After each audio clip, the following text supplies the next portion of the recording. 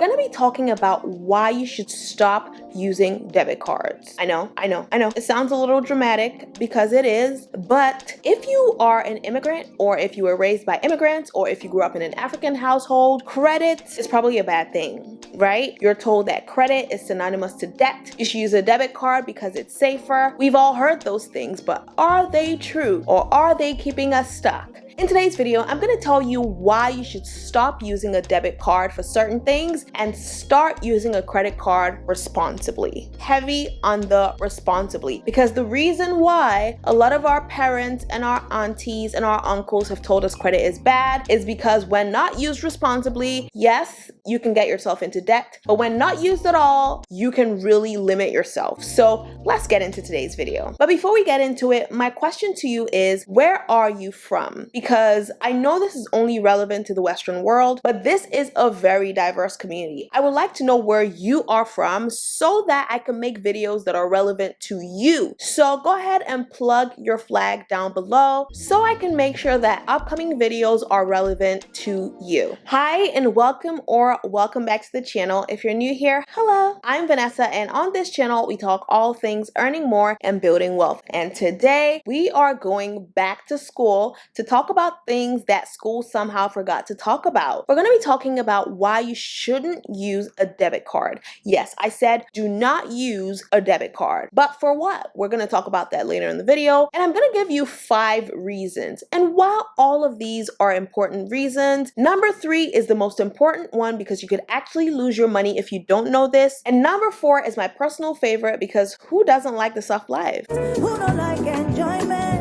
I mean, I do. So if you're ready to pick up these gems, then please go ahead and hit the like button so this video can go out to more women and help them become financially empowered. The first reason is that you win when your money makes you more money. That's why I talk about investing. That's why I talk about starting a side hustle with the money that you do have, because you don't want your money to just be static in a savings account. I mean, we've talked all about why you shouldn't keep your money in the bank. So when you compare a card that gives you nothing for spending money to a card that actually gives you money for spending money, I mean, you don't have to tell me twice. I'm gonna go with the one that pays me for spending money, okay? Some cards like Fidelity Rewards card even offer as much as 2% cash back. I mean, it's a no-brainer. I want my coins. When I spend my money, give me money for spending my money. Number 2, my sweetheart, give yourself a chance at your dream life. Honey, the house you want, the nice car you want, the stability you want. You know what you need to get those things? A good credit score. And one of the most important things you need for a good credit score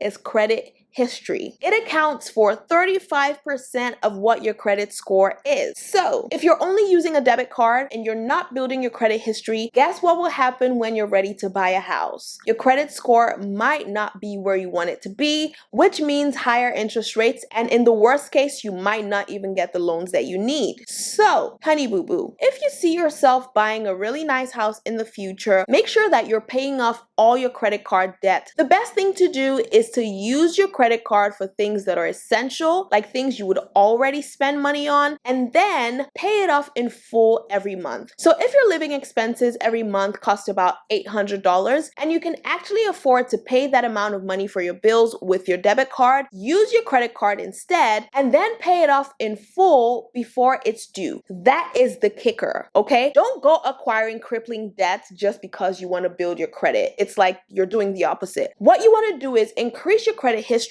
without reducing your credit utilization ratio. But this video is not fully about how to get a good credit score. If you want me to make a video about that, then let me know in the comment section. But if you use your credit card for things that you normally would use your debit card for, then you build your credit history and increase your credit score. Then you give yourself a good shot at getting nice things like your dream house. Number 3, I told you this one is the most important reason not to use a debit card. And that is the fact that debit cards are connected to your real money, your real cash in the bank. Credit cards are not.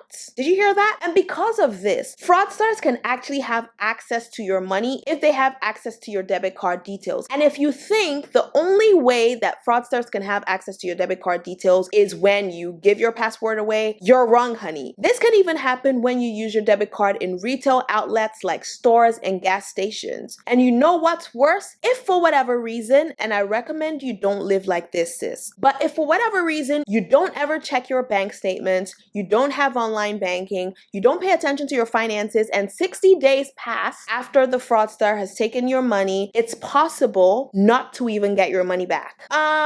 No, girl. But if you use a credit card and a fraudster gets hold of your information and steals your money and uses your credit card, you can only be responsible for up to $50, which means anything above that you would get compensated for. Your maximum liability is just $50. So even if they use $1,000 of your credit card, your liability is $0 to $50. But on a debit card, if they take that same $1,000 and you don't notice it in 60 days, you could get nothing back. And I don't want that for you, girl. And that's why I'm giving you this information. Number 4 is my favorite, like I already told you. You can actually earn rewards that can be used to travel, at restaurants, at hotels. If you want me to make a video about that, I don't know if you care, but if you do, let me know in the comment section below. And number 5 is closely related to number 4. If you're someone who travels a lot, then it's worth it to get travel protection. And with some credit cards like the Chase Sapphire Preferred cards, which run me my coin, Chase. This video is not even sponsored by them, but if it's good, it's good. But they offer up to $500 in travel protection, which means say you're supposed to meet up with Bae and you're supposed to have dinner.